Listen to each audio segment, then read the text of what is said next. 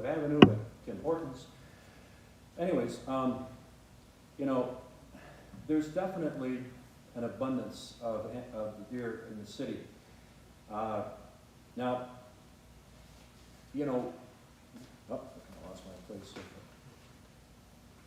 There's a small number of reported car deer accidents, so that hasn't been a big issue for the council. It's something that we've talked about. But I worry about that because, you know, just tonight I ran into someone at the bottom of Camp Street who said, you know, there were a dozen going across Camp Street as you come down the hill towards Foot, and it's a common occurrence. And I know people come down Camp pretty fast, and I think it's just an accident waiting to happen. Now, understand that I'm not a hunter, never hunted. I don't own a gun. Sorry about it, but I don't own a gun. I'm coming from this from the standpoint of someone who's, you know, just never hunted. It wasn't my thing. Now I'm a teacher in Frewsburg for the last 34 years, where it's a pretty common thing. It's a tradition in families. You talk to the families there, and you've got some very responsible people, teach their kids safety, and it's a tradition that they've long enjoyed, and that's just part of getting to know the students that I work with every day. You know, we talk about them, what their interests are. So, but again, I'm coming at this not as a hunter, all right? And so it's not about me, it's not about anything I'm, you know, looking to promote in any way. So the idea was I wanted to investigate every way possible to deal with the deer without hunting them. And we did that. I mean, we looked into that.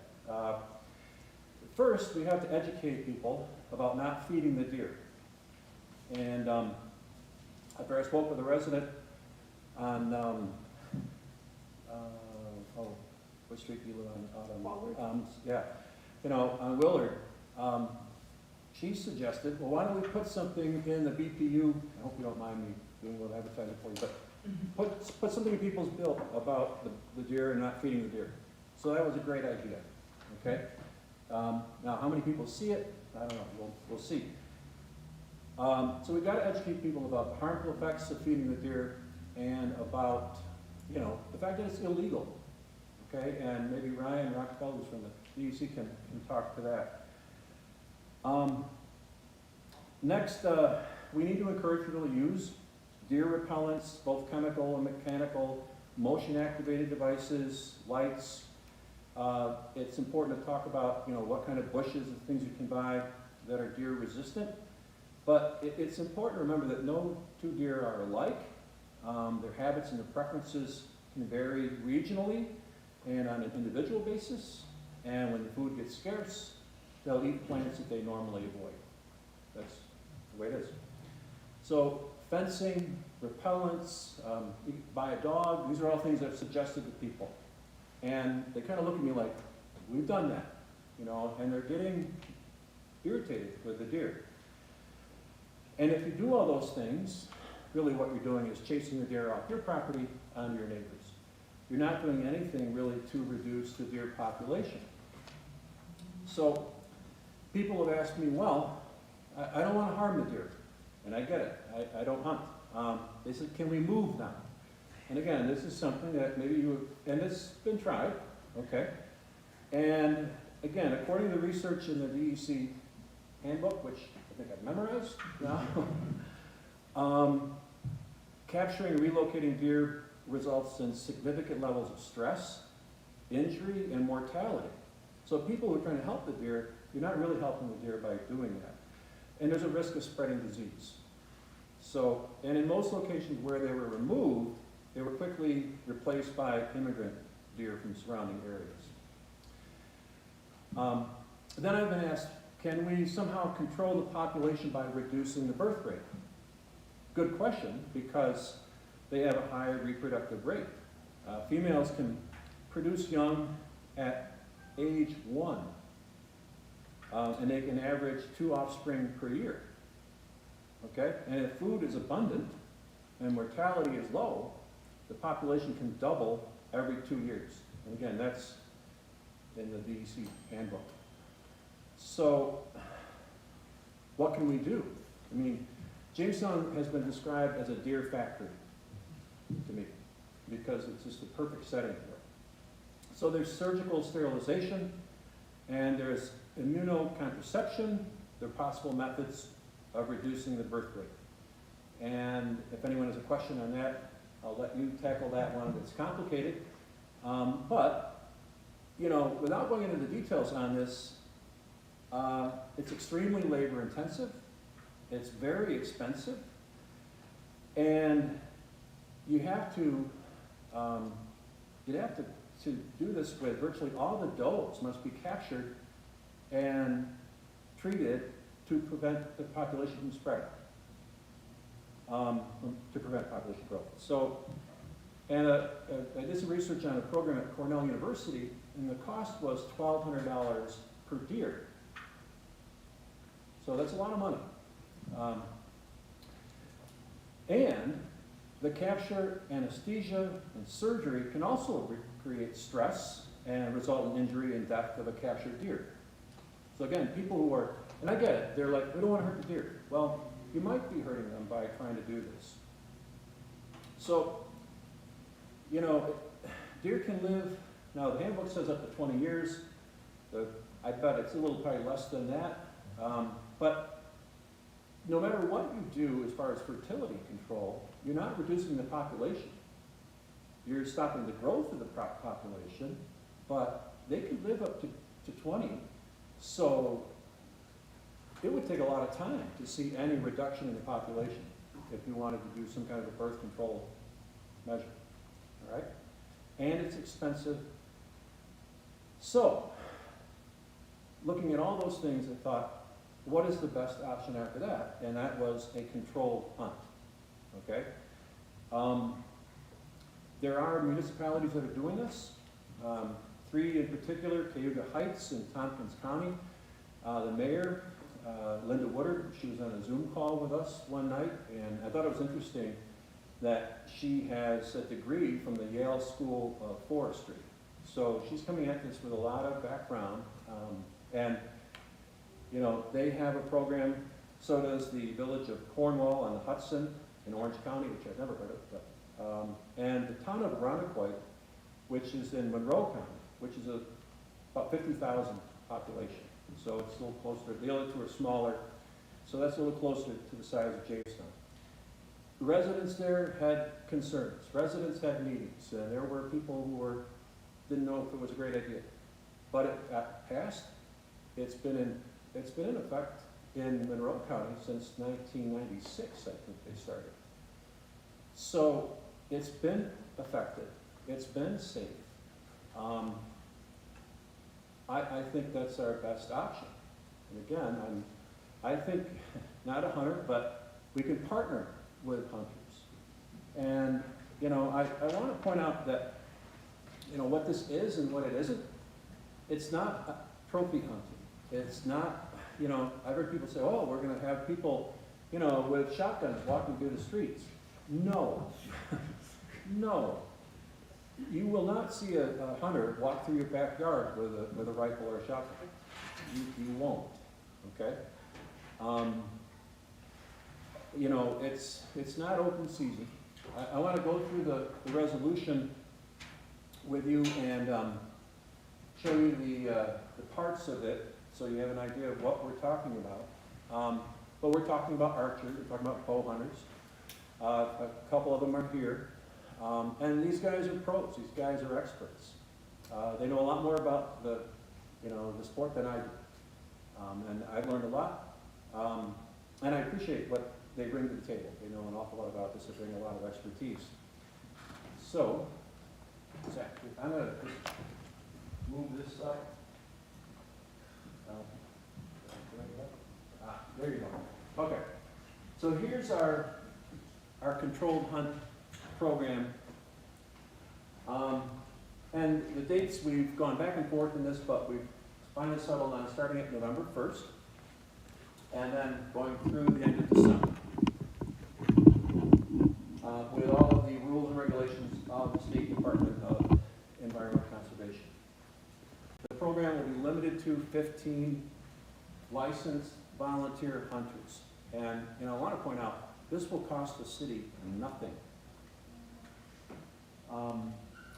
The record of which they will be maintained by the city clerk with special permits that shall be issued to identify each authorized hunter. So it's not like some guy's going to go out and say, oh, I think I'll go hunting because the city said I could. No, it's illegal. It's no different than if they did it today. No, I can't walk out my back door and say, I think I'm going to go hunt. You can't do that. And you can't do that with this program. The 15 hunters will be 15 people chosen by probably myself, Jeff Lehman, and the city deer management committee. Okay, so and that'll be on record. Next slide. Okay, they'll have a valid New York State hunting license with archery endorsement. They'll wear their state issued permit on municipal property. They'll be limited to sunrise, sunset, 7 days a week during the above time period. Didn't go. There we go. Okay. Yes, again, licensed hunters with archery equipment using arrows with lighted nocks from an elevated position, shots taken from a distance of 20 yards or less. The program will be limited to antlerless deer only, each hunter limited to 4 deer each. The idea is they can keep 2 and they can donate the other 2 to the food pantry. The city will place warning signs near the authorized parcels, directing the public that there's no access during that program.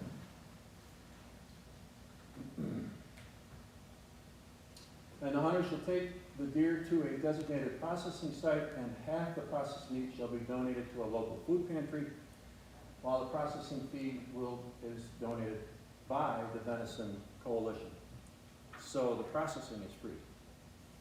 So what we're doing is we're reducing a population that is, I think, overabundant, and we're feeding people. That's how I look at it. Again, coming from the non-hunter in me. Now, it'll be on these 5 city-owned properties. This is not people just saying, oh, you can shoot in my backyard. I've had a lot of people call me and say, please come over. I'm not going to do that. But if you go to the next slide, you'll get an idea. Now, this map, I wish it was a little bit bigger.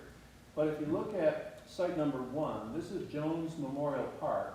And Zach, if you go to the next slide, I'll give you an aerial view of how big that is. If you drive down, yes? Can you move the chair over so we can see it? Okay, yeah, good idea. Thank you. Yeah, and again, look at the size of this area. And if you walk out there, and I have, well, bring some high boots, it's pretty deep, it's pretty swampy.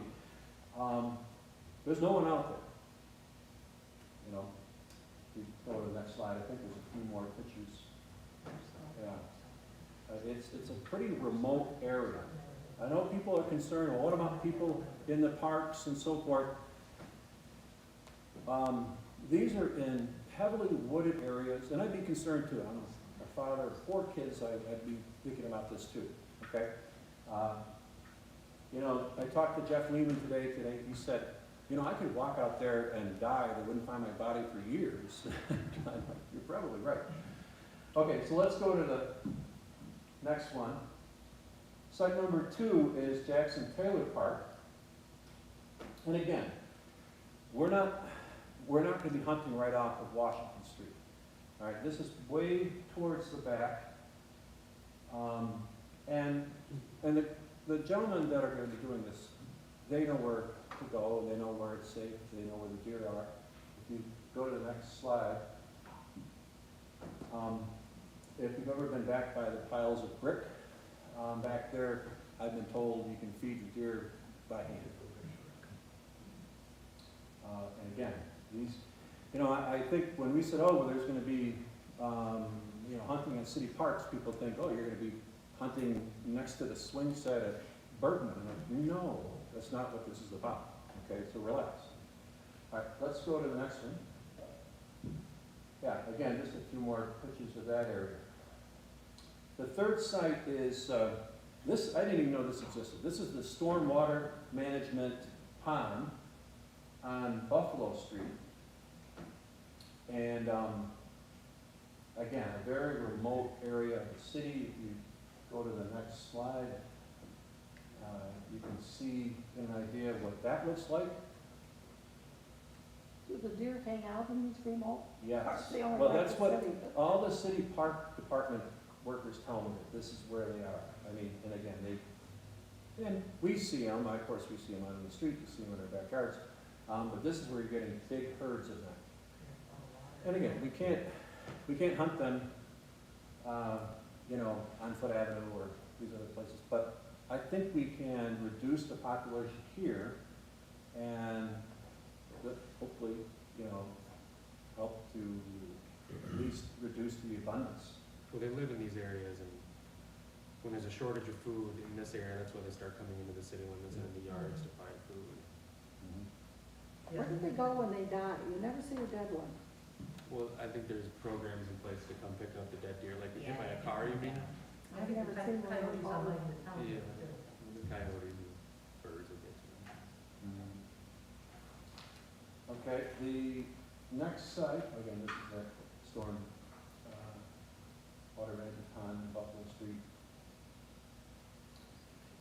The next site is Bergman Park.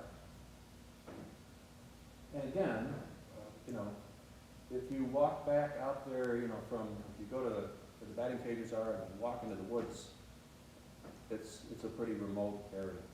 You know, that lower area. And I walked up there to see, I wanted to see what's it like up there. And you feel like you could be in a state park. I mean, it's so desolate, so remote. And then, there's probably another few pictures. And again, I'm not a big fan of these pictures because they won't be hunting right there in those trees and back in their ways. Okay.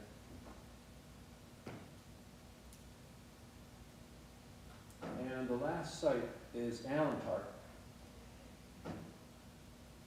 There must be a lot of them at the old reservoir.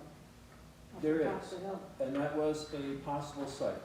And we took it off because it's near Bush School. But it was on, it was off, and we thought, well, let's try to, you know, condense it a little bit for this first time. I've talked with other people about maybe they just picked one site. But what happened, I thought, let's try it at Allen Park. And then had someone from, they were living in, it was Tony Dulce's ward. They called me and said, hey, I've got problems with deer over here. So they're really all over the city. But again, one day I walked from behind the ice skating rink, and I just started walking. And I don't know, I thought I was going to end up in Kinetown, because you could just go and go and go, and there's no one out there. So this is not hunting in the park, by a baseball field, you know, these are really safe areas, desolate areas. I mean, that's, you know, that's the program. I've been trying to talk to as many people as possible, because I get calls from people who have concerns, and I say to them, this is not, you know, maybe you heard on social media, this is, we're gonna go out and kill all the deer, and there are gonna be hunters walking through your backyard. It's just not true. It's not the case. And again, it's coming from someone who I don't hunt, you know. So I think this is the best option. It's one that the council will have to vote on coming up at the end of September. That's really all I have to point out. Now, if I would like to have maybe some other folks, if Bob, one of the things Bob Johnson, who really is an expert in this field, if you could speak to the folks about chronic wasting disease, possibly, or Ryan. Well, that's leave Ryan for the chronic waste. We've Yeah. just been discussing it here Okay. in Warren County. Yeah, and that's something that I wasn't really aware of, but maybe you could tell the folks about that. Sure. Yeah, well, hello everyone. My name is Ryan Rockefeller, and as was just mentioned, Pennsylvania did have a positive CWD case down in Warren County in a high fence, deer farm facility. So You know, chronic wasting disease has been a major concern of ours for years now, and it seems to just be a looming shadow coming our way.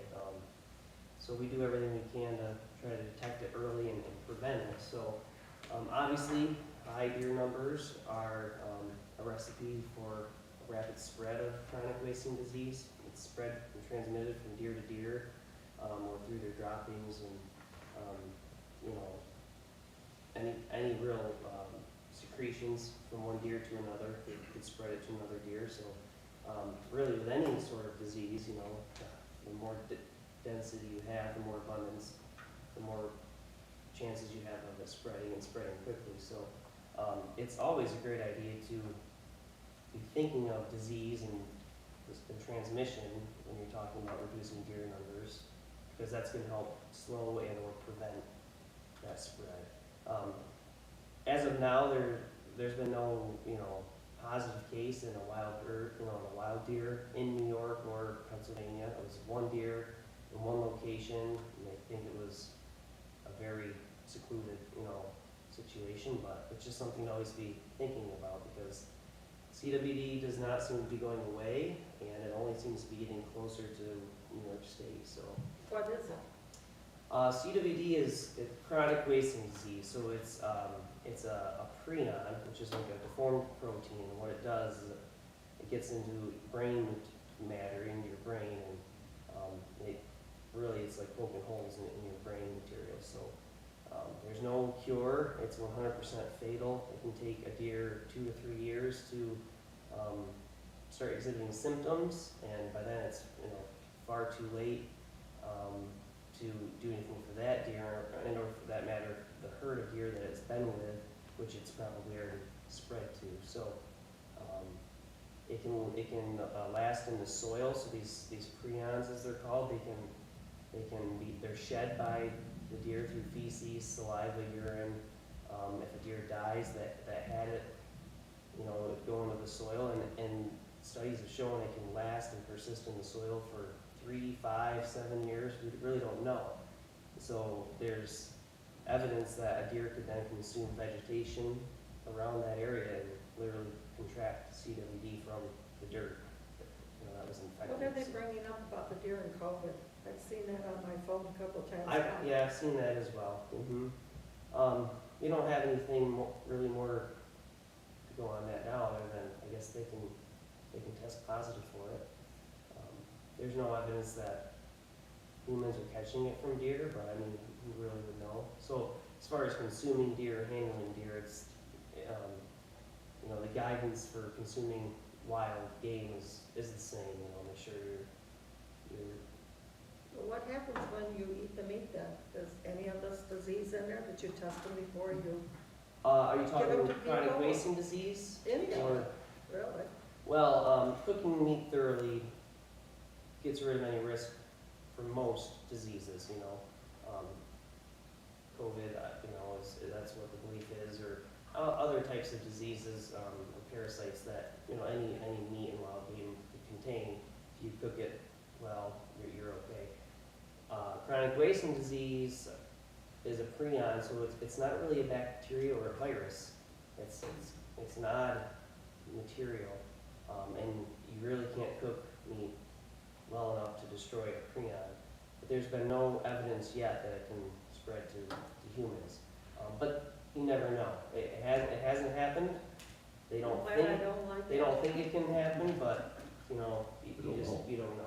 Yeah, there's So been- you're never advised to eat, you know, consume a deer that you know is tested positive for CWD. So it sounds like it's kind of distant cousins who had cow disease.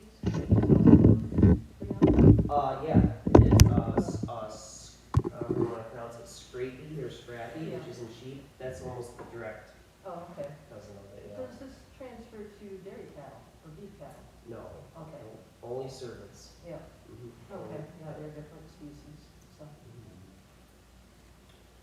Anybody have a question? Got some of our experts here. Anybody have a comment?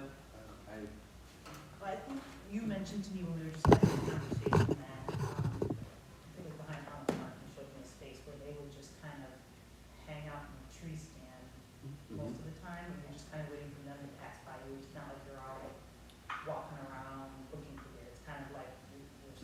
one spot, just kind of looking for them to come by, is that correct? Well, that's, you guys answered it. What's your The process? idea was to have an elevated position, so that the arrow would go right into the ground. Yeah. That was, That's the safest way to do it. that's the What was safest. your last question, Kevin? I just was, what's the process like? Do you go to a place and put your, I'm not a hunter, so I was gonna say, put your little house Hang together? on, you grew up in the country. Well, you know, I Yeah. let the boys handle that, but, and then you just kind of, is that Yeah, it'll one be- spot that you're always in, or within that space, do you move around to different spots? Looking at the locations that Tom had pointed out, the parks that will be in use. Hunters will be assigned a park where they will be. So I won't decide I'm gonna go to Jones and Gifford today, it's more I'm going to Bergman, than have them go someplace else. Each one will have a assigned spot, we're encouraging each hunter to hunt with a partner. Doesn't have to be sitting in the same tree stand, but within walkie-talkie distance to help get a deer out, or have a problem, fall out of a tree. I mean, there's different things that can happen. So it's encouraged to be together. Hi, David, I saw you there too. And so we'll have assigned spots, but not an assigned tree. Okay? And staying away from houses. The only time a resident other than a hunter would see somebody in their yard, if, you know, wild animal is a wild animal. You can shoot it through the lung or through the heart, depending on the amount of adrenaline that's running in that animal. It might go 10 yards, it might go 100. So it might drop dead in somebody's backyard. The thing to do then would be leave your equipment in the woods, go knock on the door and ask permission to retrieve the animal. That was gonna be my next question, Yeah. people were asking that as well. And all the hunters have been through the full 20-hour courses between hunter safety, which is the firearm season, and bow hunter education. They have to take both in order to hunt large equipment in New York State. So, seems kind of an overkill, but it actually adds an awful lot of education to the hunter. Still have to take the firearm course as well as the archery course. Yeah, that's kind of the same question I had, because I grew up out in the country and I actually helped a number of times trail a deer. Somebody made an excellent shot, but the deer kept going until it Right. bled out. Yep. Now, what happens up at Allen Park if the deer heads the wrong way? Well, it's the responsibility of the hunter to track the deer down, and find it no matter what it takes. Yeah, And, you know, I've been on my hands and knees looking for, oh, that's a maple leaf, oh, that's a drop of blood. yeah, yeah, I'm just concerned Yeah, if it heads downhill instead of uphill. You never know. for the car, well, so, deer run across streets every day. yeah, but, So, I mean, I've heard it said that deer will only run across the street if they've been shot with an arrow. And I got an awful lot of deer in my neighborhood on Ohio Street that I gotta retrain, don't I, Jeff?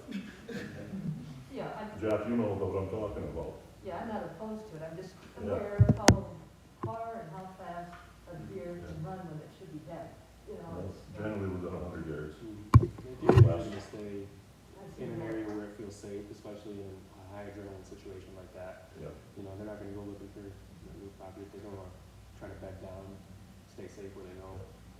Yeah, and then I had a question for you regarding, and actually, has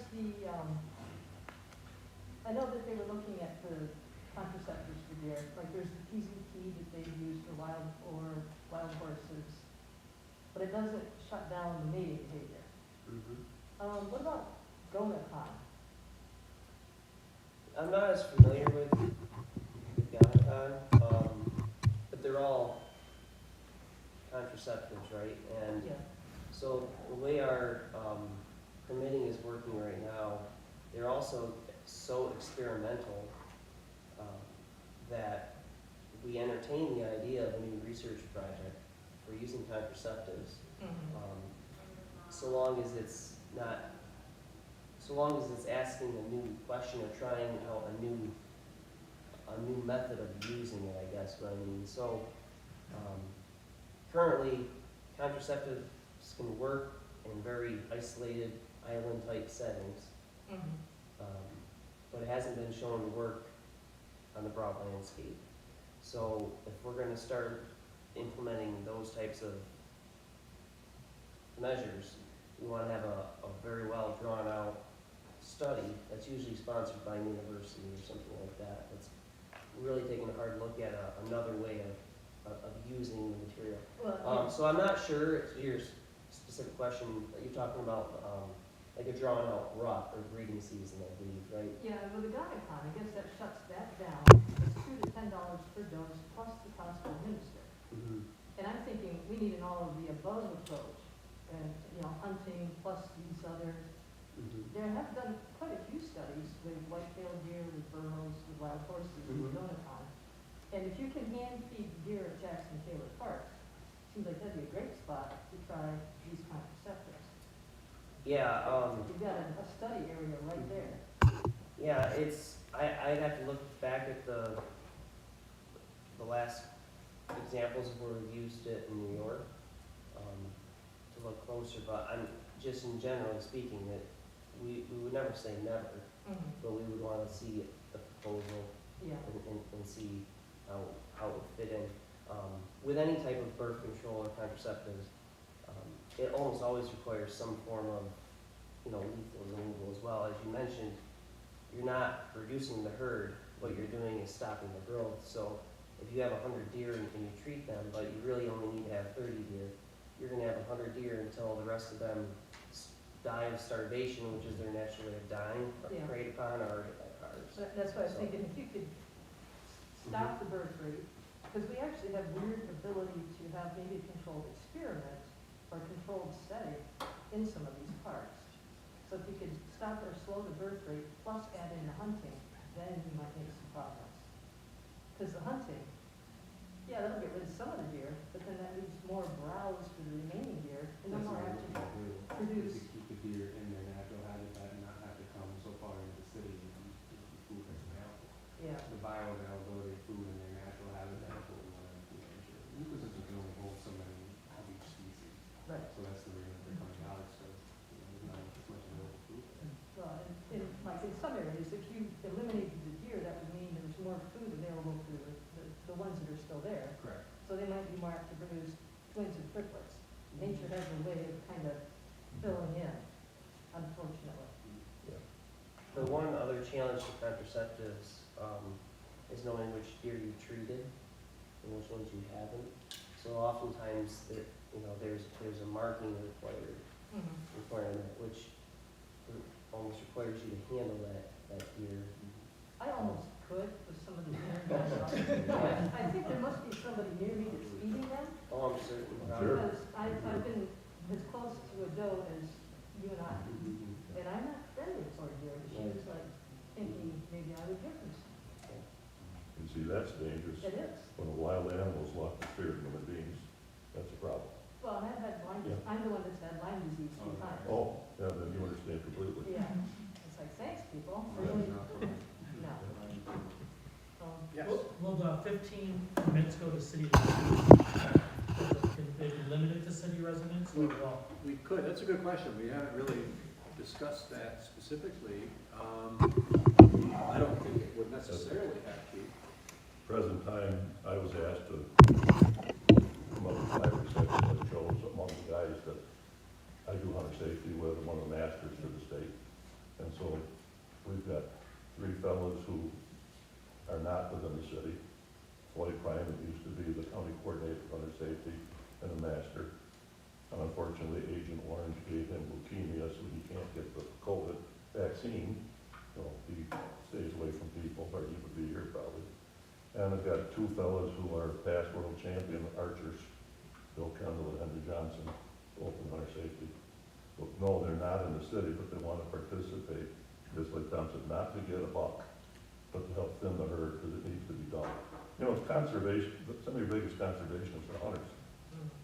We're the ones that have an eye on everything. We're the ones that pay the bills for all the state game, or all state game ones around, what am I trying to think of? Pittman Robertson had funds have to go to Oh, federal. federal, I know, it's sanctuaries, like Montezuma Park. Hunters pay the bill 100% of that.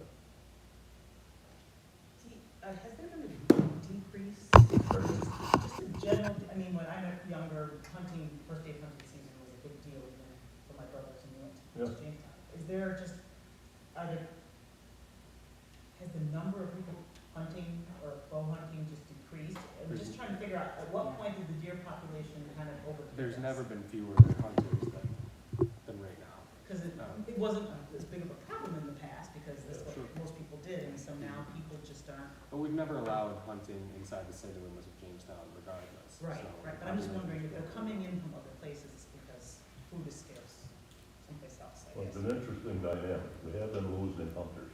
Mhm. That's a fact. The population is going older, me, 75, still at it. Because of COVID, the state had to go to online hunter safety classes. Zoom, the numbers went skyrocketing up. We haven't seen the effect in purchasing licenses yet. That will start to show up this year, I would think, wouldn't you say, probably? Since we had to go online. Yeah, you never know. Yeah, so multiple times, numbers of people took hunter safety classes and archery online because of in-person course was not possible because of the virus rules. So we're seeing increased numbers, but how many will actually violations? I don't know. And what would be their natural predator around here? Deer, man, Coyotes. there's the mentality in Okay. people.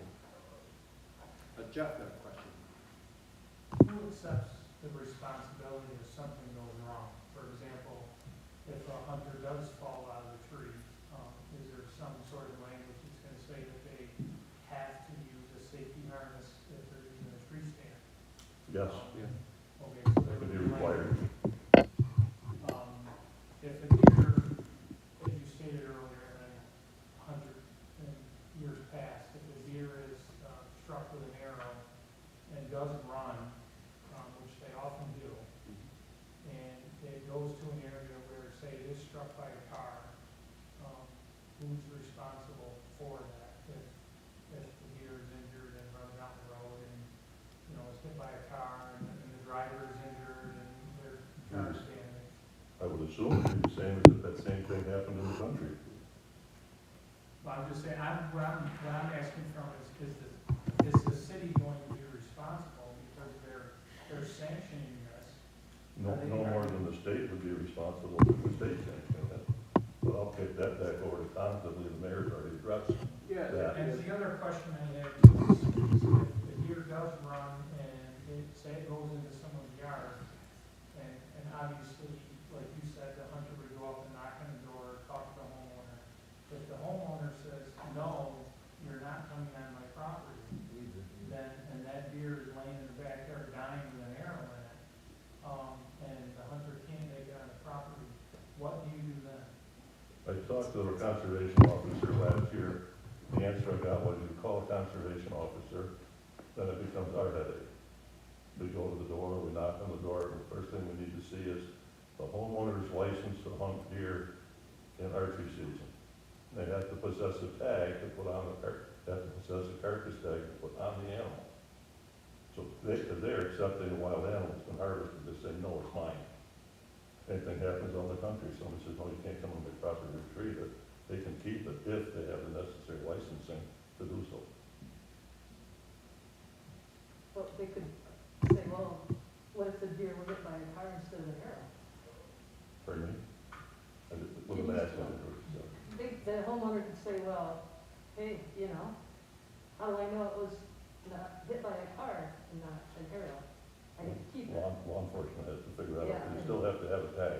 Okay. The way to look at it in New York State, you can't possess wild animal without a permit to do so. I think it's the Even if homeowner. you hit it with a car, you can't Yeah. keep it unless you So- have that. So that's just the call. I guess the question is that if the deer is laying in someone's backyard and say someone is an animal lover and they don't believe in this program and they don't want you on their property, by the deer just laying there, you know, are they technically in possession of the deer? I guess that's a DEC question. I don't think that homeowner would be in possession of the deer.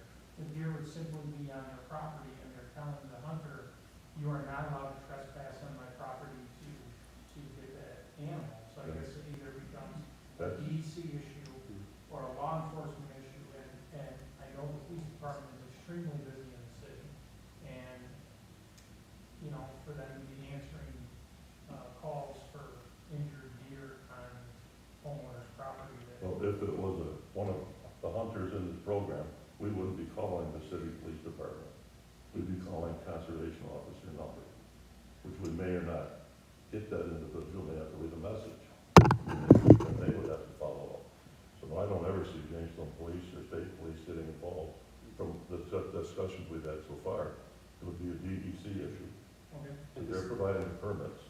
to speak on what you said, if the homeowner wants to take possession of that deer because it's on their property, they have to have the hunter safety course and the bow hunting requirements for it. And then they have to prove that they're gonna do something with that deer, because we have laws called the wanton waste laws, where you can't just, you have to take every piece of that animal that's edible, and you have to do something with it. You can't just, take a rack, if you will, and put it on your wall and throw it. Yeah, against the I'm deer. not, I was coming from the standpoint of that homeowner wanting to meet. Yeah, I'm I talking understand. about the homeowner just saying, you're not gonna come on my land. Yeah, I understand that. And then You're you not call the gonna DEC. trespass on my Yeah. property. And then the DEC gets involved, allow us to go in and take that next step. So what happens when that situation arises and the DEC say we're not coming? Not coming out to.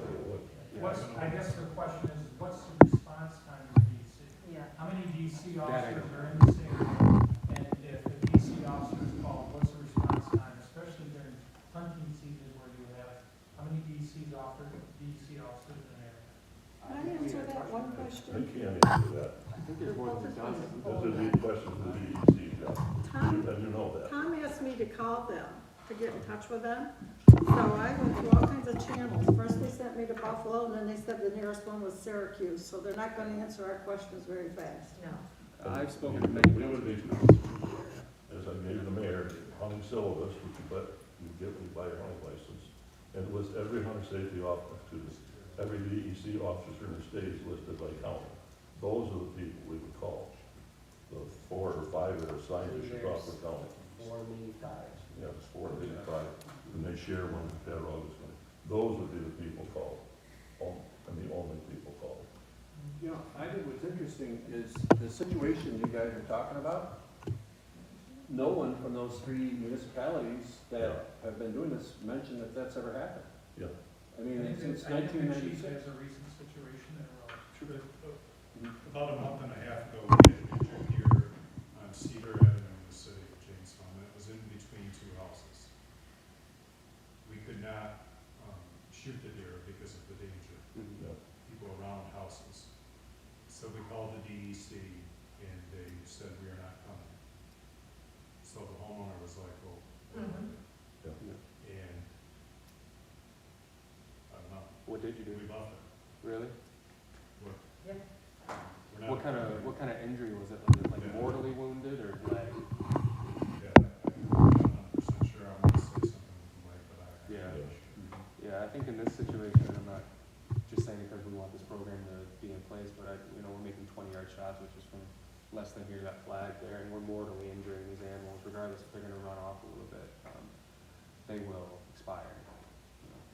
I just want to know that somebody's going to respond Yeah. to those types of situations that Yeah. Jeff brought up. And it's nothing against the hunters or anything, No. because we're not resourced Yeah. to deal with another thing on our plate. I understand that. And, And that's. and like you, we're limited also not being able to, when they give an answer, where do we go if it's not the one we want to hear? It still is an answer. Yeah, you But I might, would hope that that wouldn't deter the program, because I don't think we're gonna have a problem with it myself. Did they say why they're not coming? It's not the first time that's happened. No no, kidding. no, I would make sure you have I don't know, that. complaint about people. Was that deer hit by an automobile? We don't know. We've had one running in our neighborhood. Jeff knows it very well. Kristen's had it on her front porch. Out and then down.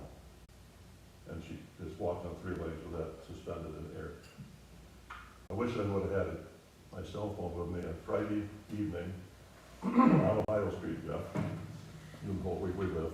Just down the street, one doe across the street with 2 yearlings. Number 2 with 2 yearlings. Here comes number 3, broken leg mama. Except now she's been hit another time. So now the leg has been broken in 3 places. And right now it's just dangling in space as it flops around.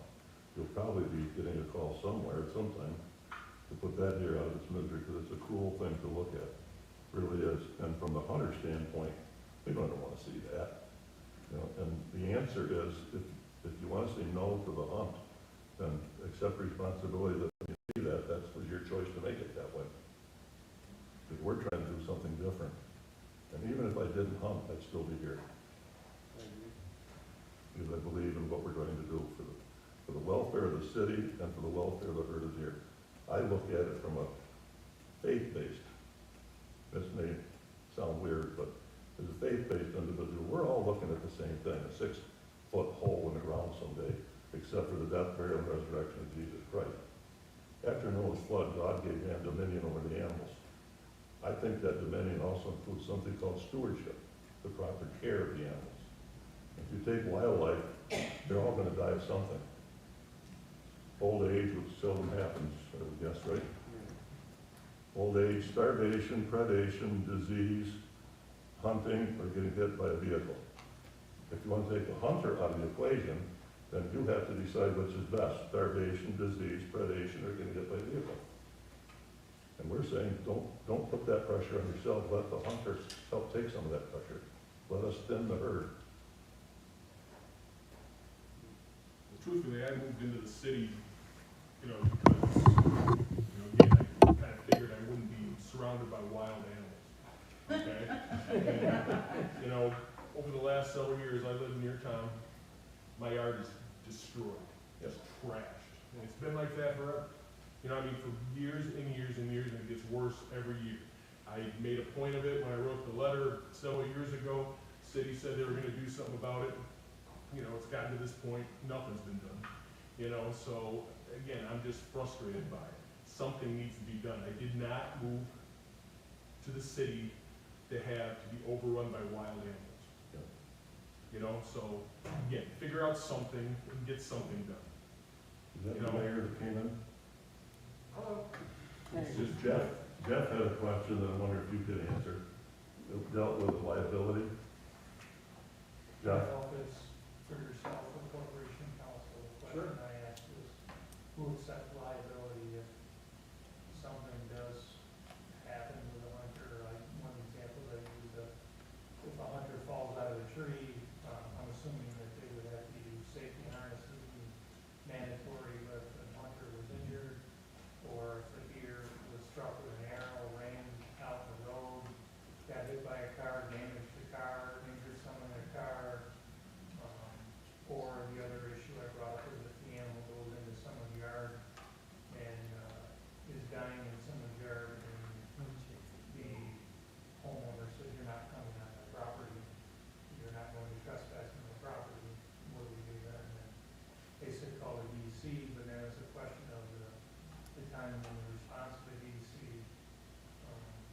So the question was liability, who accepts the liability?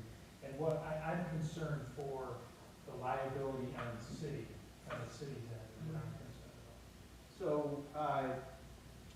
although we have to check with our insurance carrier for a corporation counsel, typically it's no different than if a city or a town authorizes hunting, right? If you are out there and you are hunting and there is an issue that you fall out of a tree and you break your leg, that's on your own insurance.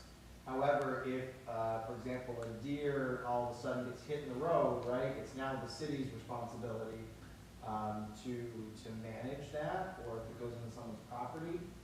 If a deer is on your property and it is dying, I don't know why you wouldn't want someone to come on your property and take that deer.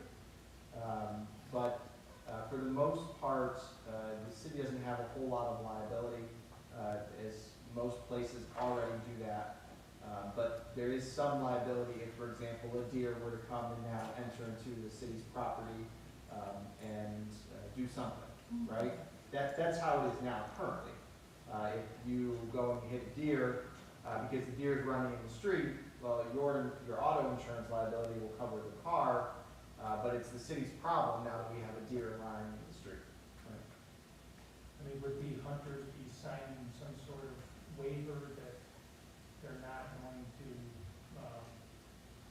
take legal action against the city for any reason, I guess is my question? I would be willing to put that in writing. I mean, we can, it's just, go don't think the waiver does anything.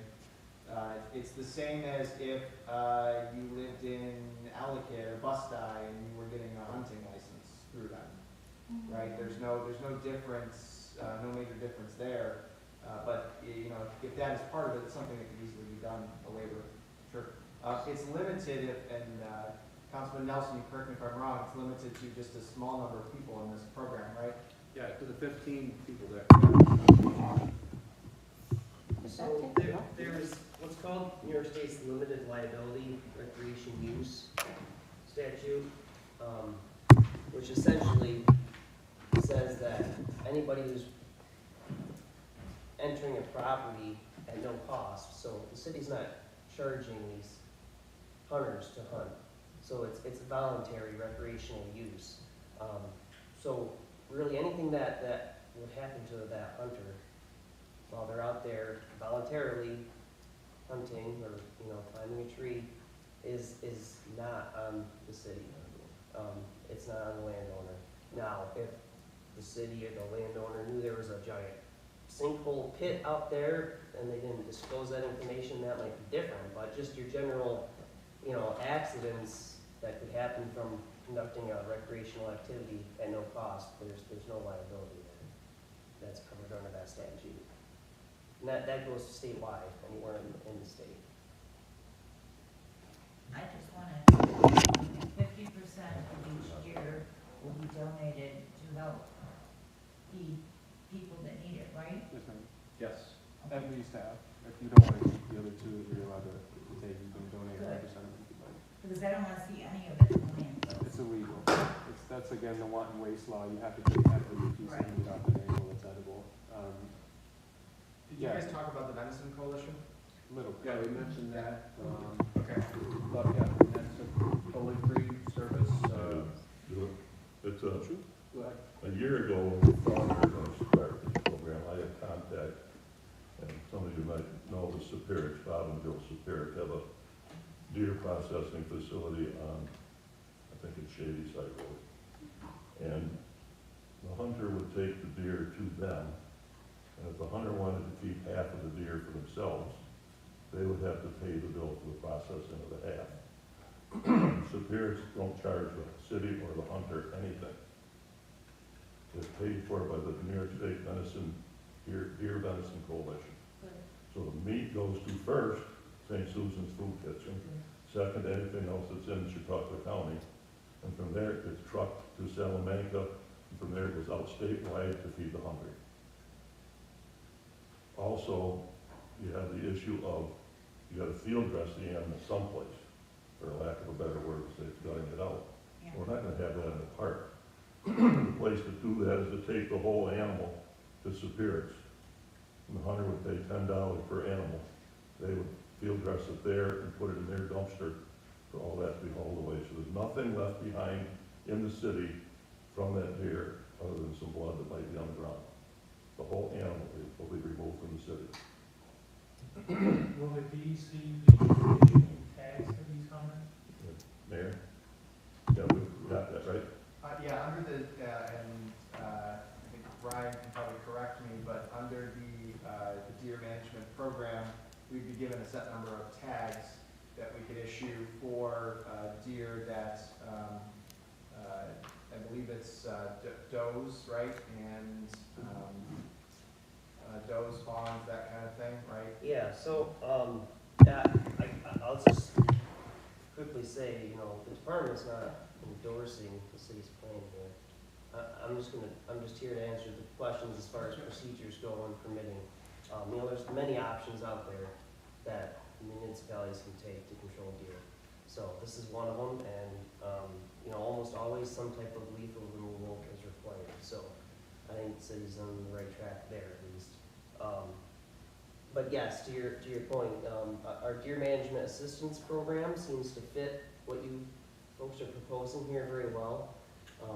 It's essentially a program that once enrolled, you'd be enrolled for 3-year terms, and we would issue a set number of antlerless tags to the city for them to then distribute to their designated agents, which would be your 15 hunters. And they would they would fill those tags, report them just like any antlerless deer tag across the state, and they would also report back to the city as to how many were filled. And then, you know, every 3 years, the permit would be reevaluated by the DEC, you know, information updated, and that sort of thing. So that would be the most straightforward.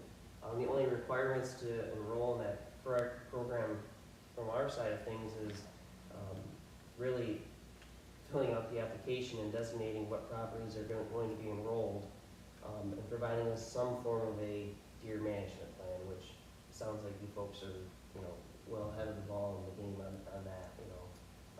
It doesn't have to be anything, you know, PhD level per se. It just has to lay out your impact, or what your, you know, the impacts of deer are in your city, what your goals are, you know, that you know, of how you're trying to achieve, you know, minimizing those impacts. So be pretty straightforward. Is there a reason why you're not going to take the bucks? Because at that time of year, it's in the fall. Yeah, well, that would be a question for the city. Why is it you won't take along the horns? You're only going to kill the women again? So there's two different types of tags. The city can authorize a hunter who already has a hunting permit to use their buck tags to do it as well. I don't know if, Councilor Nelson, that's part of the plan, but the DEC's additional tags would apply for antlerless deers, and if a hunter has regular tags, it could apply to bucks. So you can shoot the bucks. With your own tag, not the ones given by the DEC for this program. That's not. With the understanding that Yeah, those plan. are taken first. Can be. Yep. It's not specifically law in the plan right now, but that could be added. So some landowners' concerns with allowing antlered deer to be harvested is that you are disincentivizing harvesting antlerless deer, or, you know, females, because you know, if a hunter sees a large antlered deer, they're more apt to wait and let others go by waiting for that That's nice. normal. Yeah. Yes. So I think with your vetting here of hunters, you're gonna have dedicated hunters who are out there solely to help the city out and at reducing, you know, deer herd, which the only real way of doing that is removing, you know, adult females. So that's the demographic that needs to be removed, because they're the ones producing the young. We as hunters have already said that we want a requirement to take a certain number of those first before a buck can be harvested.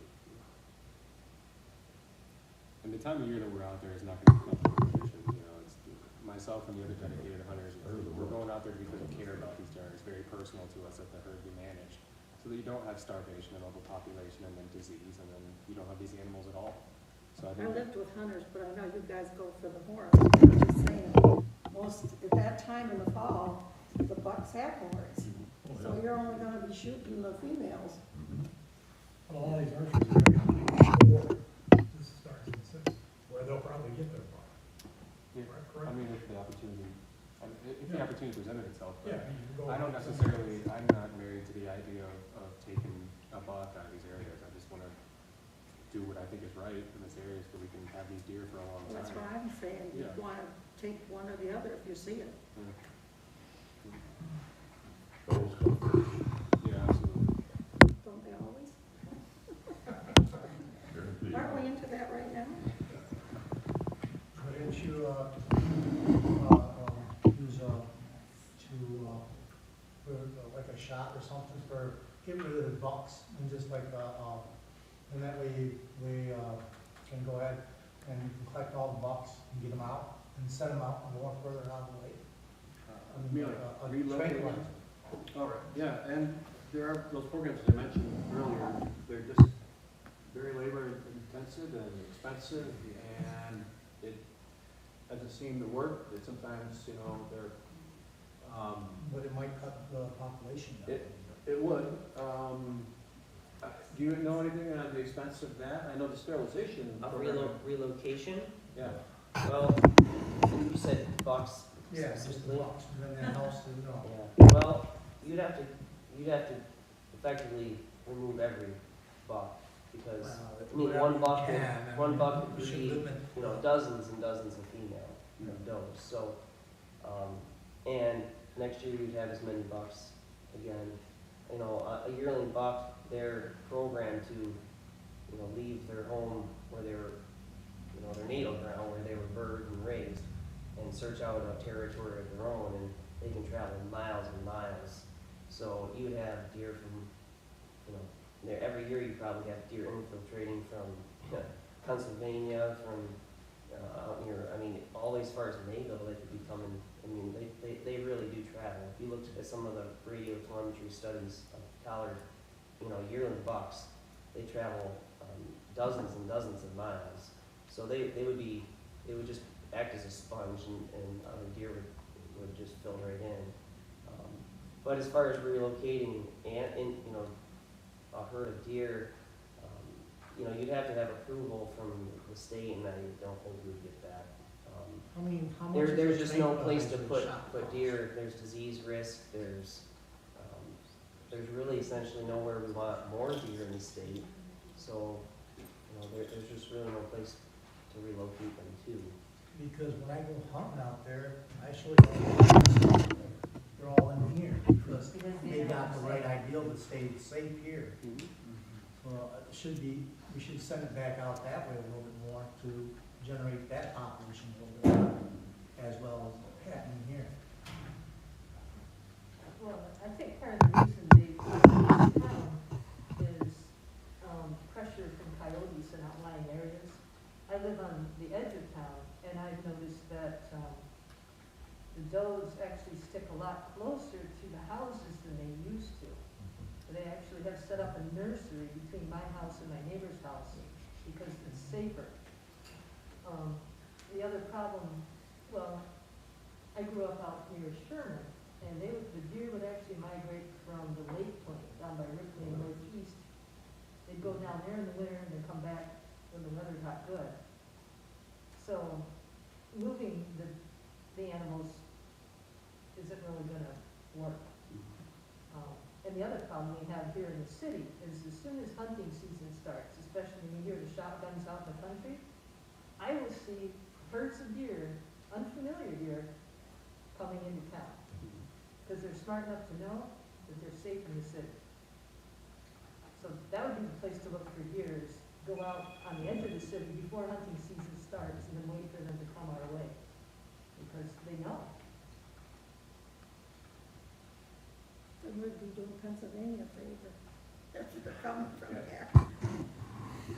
Any other questions? Are you guys gonna close the park down?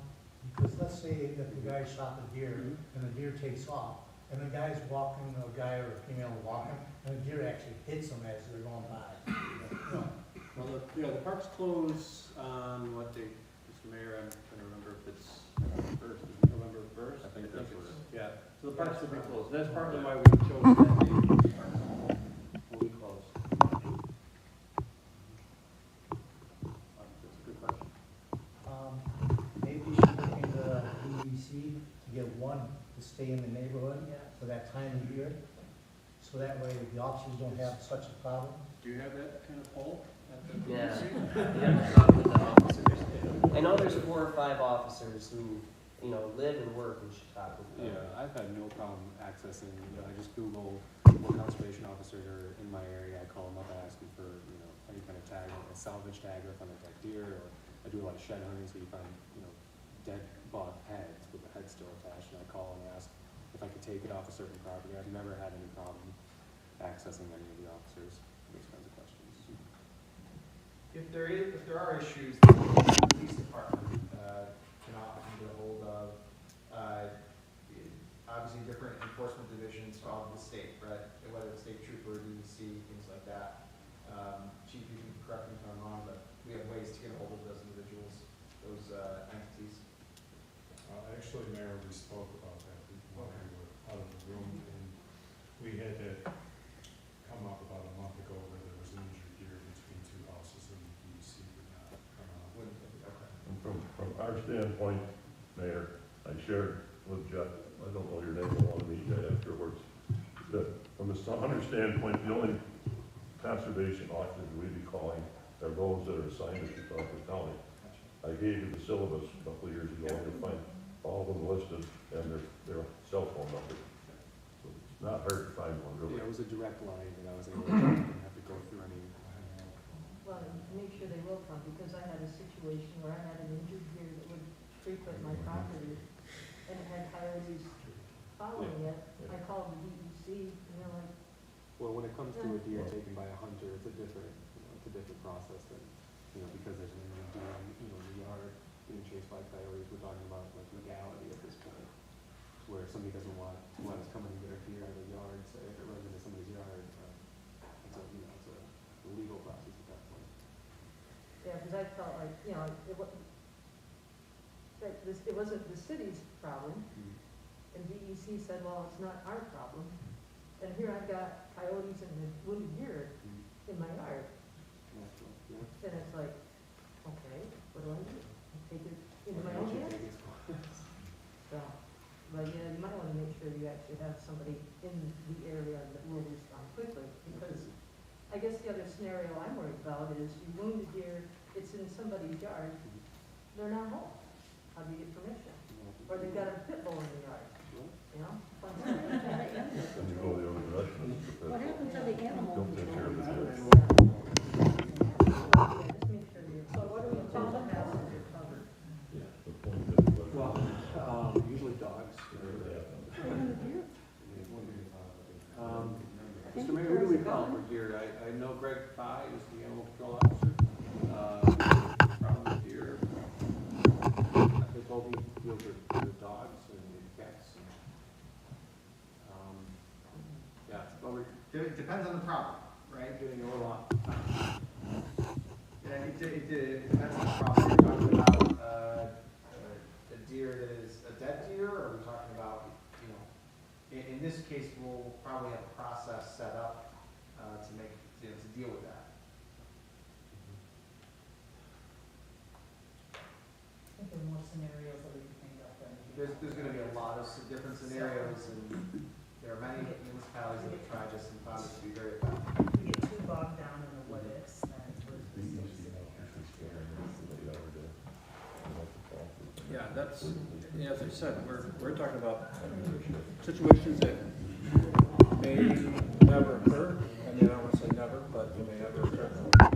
Situations where towns that have been doing this haven't had, I've talked to them and they just don't have the kind of problems that, and they're good questions, but kind of problems that you've raised. If there aren't any more questions, I want to remind you, the vote on this for the council is on the last Monday of the month, the 27th of September.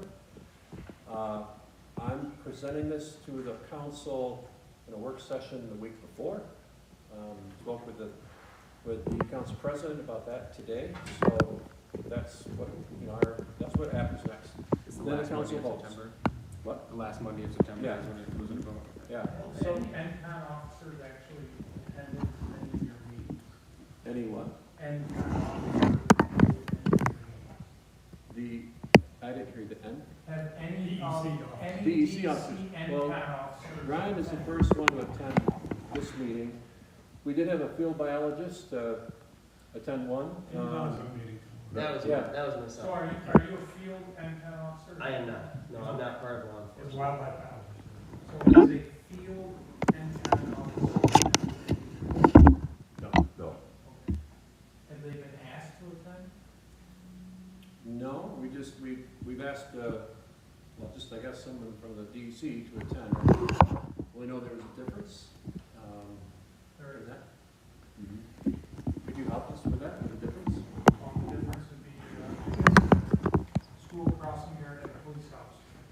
Okay. That's kind of like the difference. I guess, Councilman Russell, what do you see as, what do you see as their role? Because a lot of these permits in the management plan would come through, different division of the DEC. Is it just really feedback? Is that what you're Well, asking? yeah, feedback, and I guess some of the questions that are being asked, if it's gonna be DEC and an officer that's possibly gonna be responsible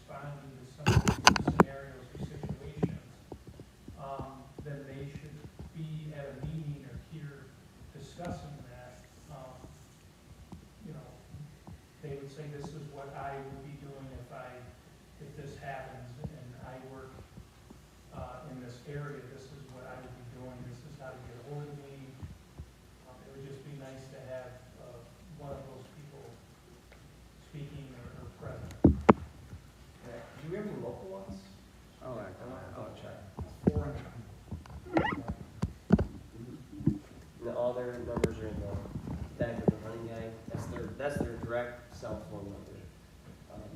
But, I mean, if you need to put a request in like that, I mean, I'm sure I can help move it through the chains.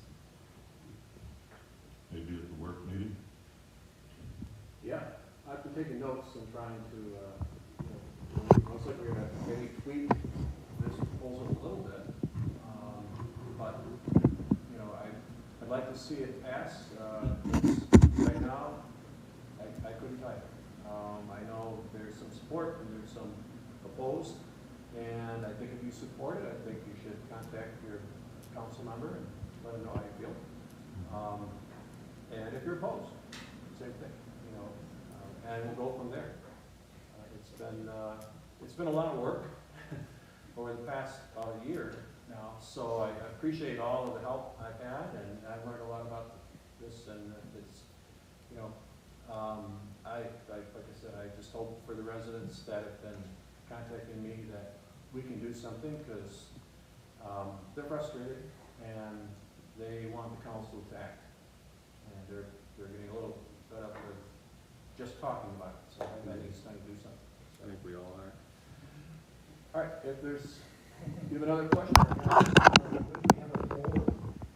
So you got all your 15 guys all scattered out, and behind the Bush School, I know the city owns that, but there's an archery guy sitting in there hunting, and he did not really get the understanding on the situation, what we need to do. Well, he shouldn't be there to begin with. Whenever, A lot of people spread rumors, and you know what happens, and it might get out of control a little bit. They could be arrested. that's, yeah, like, Yeah. They're like not part of the anyone, program, Yeah. and then they would fall under the umbrella of hunting in the city, so Right. they could be arrested. So maybe we need to Yeah. address it to the public, it's not just anybody. it never has been, just anybody. I mean, if the 15 people are gonna be like hand-selected, that's it, they're the only 15. They have to have a special permit too. Yes, and they have to have a permit, and And they will be assigned the park that they want. so we have 5 places and 3 hunters per area. And that's anyone else, and they don't have to wear that permit. So, someone came about, a DEC officer found them, or a police officer, anybody who would know that that's, they're supposed to be there. Now, the 15 people, are they gonna wear orange, or do they wear the camouflage, or what? Well, I guess that's. Hunter orange is not mandated in New York State. As you see, archers generally are always wearing camouflage, because it's truthfully, most archery hunting situations, the only time I've taken an animal a long distance was a caribou in Newfoundland. Otherwise, most of the deer that I've harvested for 40 years have been inside of 6 to 7 yards. And up in a tree. Well, it seems like if the city can't sanction controlling its deer population, then I guess the next step for the residents that are having these jammers will be coming to the city to help fund an 8-foot fence around my yard. They can jump it, they jump the one at the sanctuary. It needs to be 12. I've already built one around mine. Yeah, I mean, something's gotta happen. Yep. I mean, I've heard people say, well, they have a right to come into this area, that's, well, okay, are we gonna play that game? I asked the person, okay, now the coyotes come in, they have a right too, okay, so you gonna let them come in? Bears, whatever, you're just gonna allow them. This is you can't pick and choose, basically. Yeah. The mayor of Cayuga Heights said something really interesting when she said that, at first, there was a lot of opposition to this. There was a court case about it that they won. And then, once it got established, she said now people are asking her, are you gonna do that again? Are you gonna keep that program? Now they like the program. And they paid an outfit to do this. They pay hunters to come in and do that. $27,000 they pay. They only killed like 17 17 or 18 deer. But they're willing to pay that kind of money because it's a problem and they want to deal with It's a richer community. it. It is, yeah. Yeah. I think, Brent, you have a vacation home up there, too. Yeah. All right, well, you're welcome to stay and talk, especially any of these gentlemen over here. But I appreciate everybody playing out tonight, and Thank you like I all very said, much. we'll hopefully we'll get something done. Thanks. Thank you.